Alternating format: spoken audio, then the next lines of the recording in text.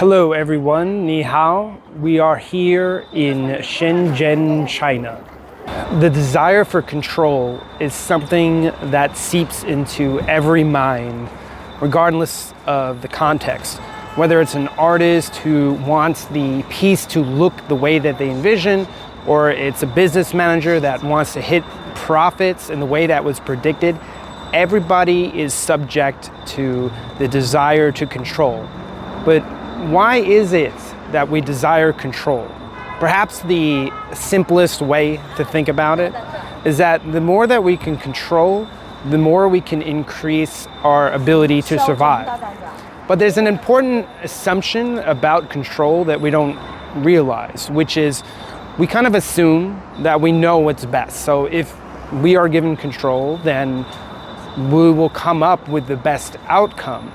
But the thing is that not everyone can know everything. So firstly, it's impossible to know the future. It's impossible to know what's going to happen, all the different complexities in the world. And then the second thing that you don't know is you don't know yourself. So you don't know how you'll be in certain situations. You don't have full awareness of every inch of your being. So until we have, it's impossible, right? So in a way, even if we have control, then we might not, or we may not get the best outcome even with full control. It should be known that neither success or failure is final. That's a quote by Roger Babson. So throughout my life, I've experienced a number of ups and downs. So situations where something that seemed like bad luck actually turned into good luck. So back when I was in Carnegie Mellon, I first enrolled in the program called Information Systems Management. So once I arrived there, to my horror, I realized that a lot of the classes that were there were classes I already took in undergrad. So I didn't really know what to do. So I did something kind of unconventional at the time, which is I actually changed my major in the middle of a master's program. So I changed my major to something called Masters of Information Security Management. So this is an area that I was completely unfamiliar with, and that's a big reason that I switched to it. So pretty much like after my first semester at Carnegie Mellon, and Carnegie Mellon is a lot of work, let me tell you that, that's definitely true. So I was utterly exhausted, so I went home for the winter, and I didn't know this at the time, but while I was relaxing at home, pretty much all the internships, the application for the internships, the deadline had passed. So kind of like I was sitting there in a moment of desperation, right? So I was sitting in class, and so while I was sitting in class, I got this idea. I was like, I got to do something. So what I ended up doing is I went to my undergraduate portal, and then when I went and I logged in through there, the deadline for a lot of these companies was still open. So I applied to one company, and since I was pretty much the only Carnegie Mellon resume that was in a pile of Stony Brook resumes, they pretty much immediately called me, right? So they immediately called me, and then they scheduled me for an interview. So what happened when I interviewed at this company is they basically told me, hey, we've already hired everyone from the other program, all the software engineers, and we have 2 positions left for people who do infrastructure. So this other major that I had switched to was more focused on infrastructure. And because of that, I was kind of like a niche fit for these 2 open positions. So my entire interview was focused on infrastructure and things I learned in that program. And long story short, I got that internship, which was pretty pivotal because it was the first time that I lived in New York City. And I lived there for the whole summer. It was probably one of my favorite summers of all time. And then when I graduated, I went back to that same company, and I worked there for 3 years. So it was pretty much the start of my full-time career. And this all happened because of something that was outside of my control. So I'll give you 3 examples. So the same thing basically happened to me 3 different times. So firstly, I was at one company, and then this company got bought out by private equity. And as that usually happens, there was some layoffs, so I was on that roster, right? And then, of course, I was panicking, thinking, what am I gonna do now? How am I gonna get another job?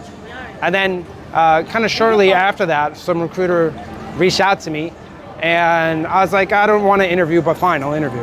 And on that day, I did one interview for one super day. And then I got this new job, and that job was like a 30% raise, which was like, wow, I didn't realize that would happen.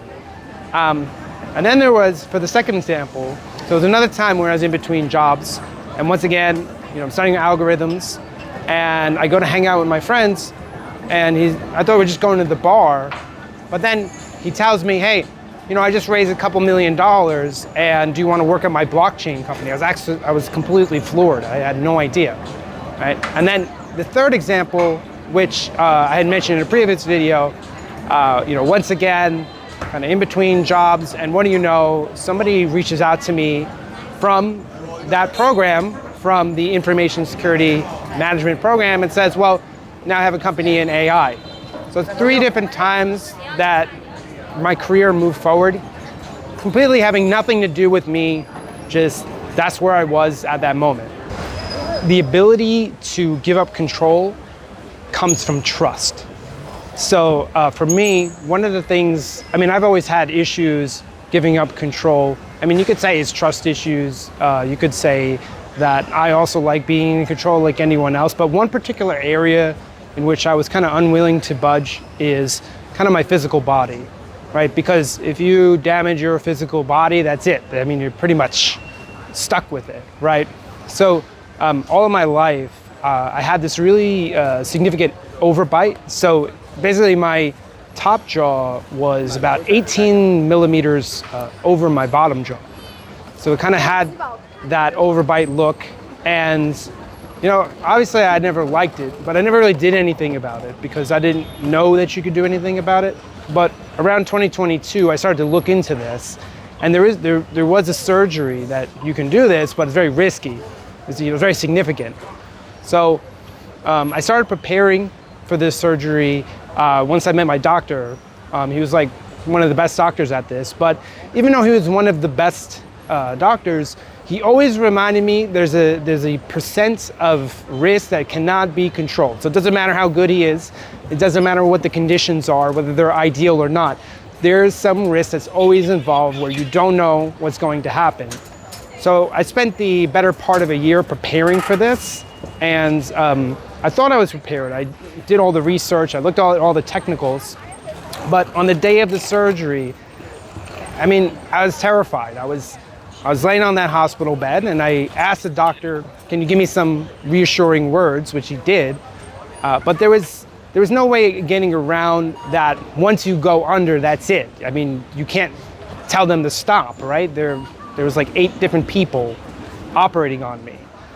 And even though I was very afraid of this surgery, what ended up happening was it was pretty much one of the most successful surgeries that they've done. And it kind of became like a model case. But something that I learned from that experience really is just that, I have to trust my doctor. There's no other way around it. The only way to fix it was to put trust in my doctor's technical abilities. Trust and faith are similar concepts. So pretty much in every religion, you always hear the same word, faith. So what does that mean? I think maybe in science, we might say that faith is a bad idea, right? Because essentially what is faith? It's blind trusting. So they wrote it in a book somewhere, and I don't know, because someone said something 2,000 years ago, or was considered a prophet, now you gotta just trust that it's gonna be correct. And I think in a lot of ways, blind trust can be quite bad in that, there's a lot of bad things that can happen if you just go around trusting everyone, right? But you really need to think about, when it comes to faith, the only way to have faith is to have trust. So I don't think it's that you shouldn't have faith. It's more about what do you have faith in? And I think that's a tricky question. Like, how do you know what to have faith in? For me, I think maybe having faith in concepts, say like personal development concepts, like it's always better to use all of your available energy than say sit around, right? And I think if you play that over time, you get pretty positive results. But I think more on a broader level, eventually everyone deals with the same question, which is, what is the universe? Why are we here? And whether it's religious or not, maybe it's just spiritual, you kind of have to answer for yourself. Why am I here? And does the universe have the best intentions for me? And I think that it can be quite difficult to get to that point because bad things do happen, right? But I think in terms of some of the things that have happened to me, it's been quite surprising how positive it could be when it's completely outside of my control. That's something that I would not expect.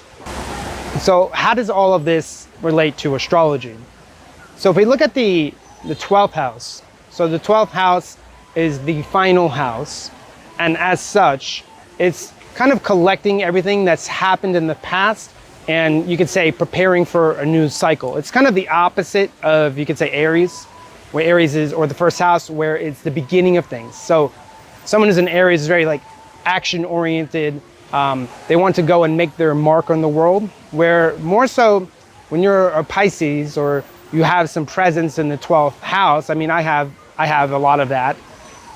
Essentially, what ends up happening is you're trying more to listen to the universe rather than to say, well, this is what I want to do. Because when someone is walking, you can say, the spiritual path, they have to acknowledge that there's something bigger than them, some kind of greater force.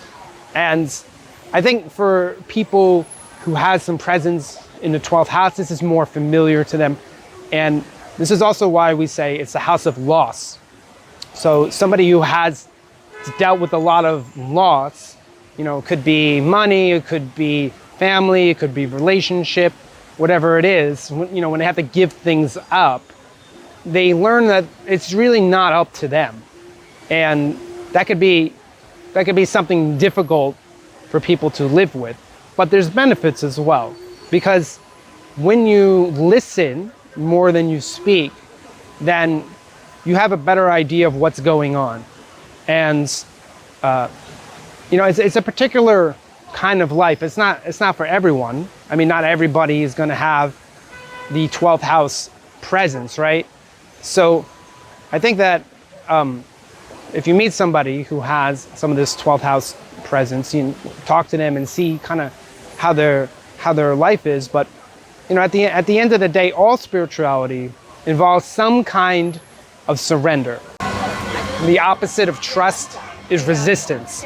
So there's this book by Michael Singer. It's called The Surrender Experiment, and it chronicles his life, in which what he did, what his mission was pretty much just to say yes to everything. So when anyone came around with a request, they said, can you work on this computer program?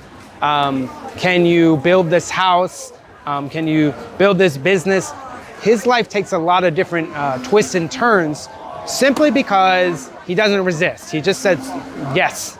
And the reason why this is so powerful is when you say yes, you're allowing kind of what's meant for you to happen. So let's say that you have a particular personality and you have something in your life that you want to do, but you say, oh, that's not practical, or, oh, that's not me. I need to be different. I need to be different than who I am. Where you're going to be constantly facing this wall of resistance, trying to be something that you're not. So if you are a fish and you keep trying to walk, it's going to be pretty difficult for you to walk. You're not going to be very good at it, right? But if a fish just kind of accepts and says, well, I'm a fish, I'm going to swim, they're going to have a much better life. And I know that sounds simple. It's a lot more complicated than that, obviously. But at the general guiding principle, it makes a lot of sense to kind of fit yourself where you belong. And in order to do that, you have to be able to trust, you could say trust the universe, if you will, that there is a path for you to follow, and that you don't always have to say no to everything. You don't have to resist everything. You could allow things to flow. Timing is everything. So, since we're in China, I should mention the I Ching. And if you study the I Ching, essentially what it does is it tells you what kind of time it is. Is this a good time to do something? Is this an unfavorable time to do something? And it's very similar to astrology. In astrology, we do the same thing. We say, well, during this time, it's good to do this, and during this time, it's probably better to do that. And it's really all comes down to a cycle, and where in the cycle you should be doing something. So when it comes to timing, someone has to surrender, someone has to accept that maybe this is not the best time. Like, consider if someone came and told you, hey, when am I gonna meet someone? And then they look at the chart, be it I Ching or astrology, say, oh, it's gonna be 5 years. Well, you probably don't wanna hear that. You don't wanna hear, hey, it's gonna take you 5 years to meet someone, or it's gonna take you 10 years to get a good job, etc. So what are you gonna do? You're gonna resist. You're gonna say, no, I could do it today, I could do it next week.